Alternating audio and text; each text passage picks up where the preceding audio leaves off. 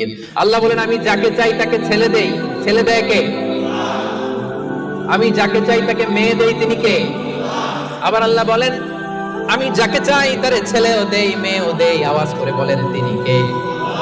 আবার আল্লাহ বলেন আমি যাকে চাই তারে ছেলেও দেই না মেয়েও দেই না, তিনি কে? দেয়ার মালিক কে? চাইবেন কার কাছে? আল্লাহ ছাড়া অন্য কাউকে সেজদা দেওয়া যাবে?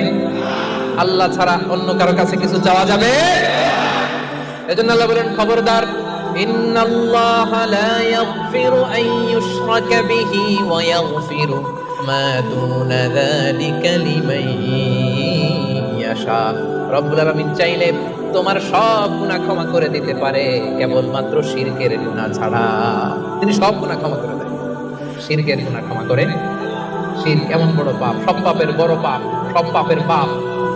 এটা একটা ক্যান্সার, এটা নাই কোনো অ্যান্সার।